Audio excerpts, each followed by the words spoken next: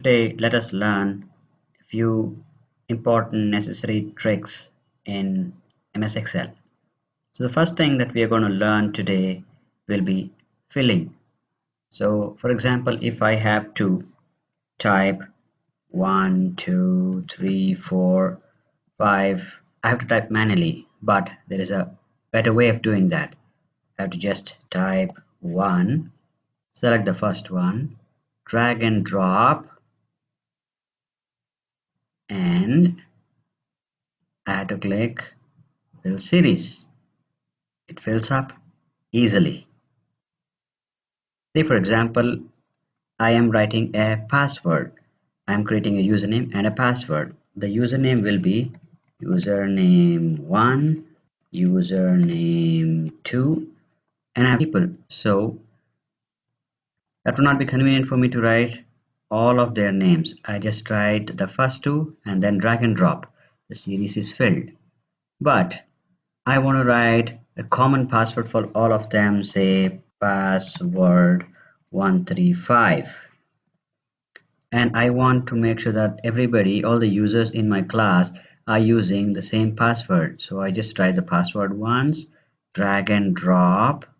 This is filled continuously. I don't want that. I want everybody to use the same password. So I just click on the right bottom corner, drop down and say copy cells. So all the cells will get the same as the first one. So these are the two things about fill. There's another option. Say for example, I have to write from 1 to 50, but typing 1 to 50 or just typing 1 to and then dragging and dropping like this is also not a convenient option. I have to keep on dragging. But what if I have to write for a very large number, hundreds and thousands? So the better option is I just write 1 here, select here. In the home menu, I have this option fill, click on series, and then I get this pop-up wherein I say fill in the column, say step value is 1 and the stop value is 50. I click OK. So all of the cell gets filled.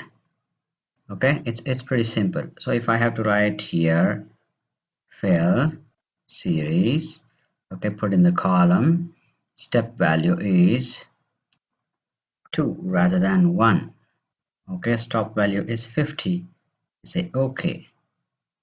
uh, I say 2 here and then fill series, step value is 2, stop value is 50, and I click OK.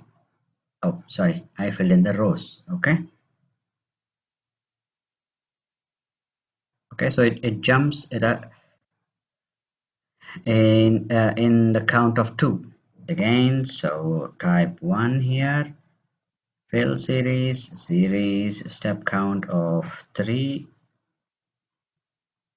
stop value is 50, column data, click OK. So after 1 it just adds 3, after 4 adds 3 up to 50. So 49 is the last number, so it updates like this. So this is how we're going to use the fill series. Okay, so let us delete everything and let's go to the next one. So for example, we are having few data and we want to do similar thing like this. So let's say Sachin Tendulkar and just putting some random date.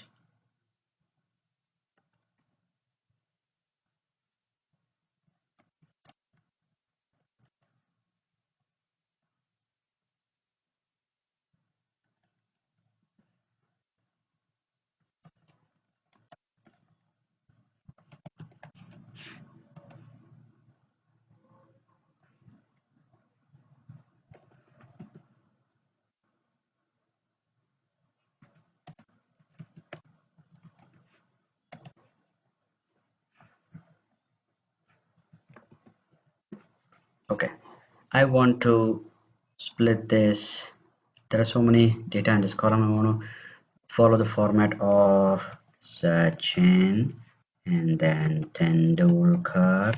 The next one being the date of their cricketing journey. This is just hypothetical example, it's not right. So select here, I press Control E, all the data gets filled up in the similar fashion. Here I pressed Control E, so the first name in the column B gets all the first names, that is Sachin, Rahul, Saurav and V. And here if I come and press Control E, it gets the second name, Tendulkar, Dravid, Ganguly, Sehwag. And if I come here and press Control E, yes, we get the dates. Voila, beautiful, isn't it? Okay, so let us take another example. So for example, I am having a few columns wherein there are random spaces here and there. I'm saying this is a new line. This is a test space. Okay, new line. There's a lot of spaces here in between.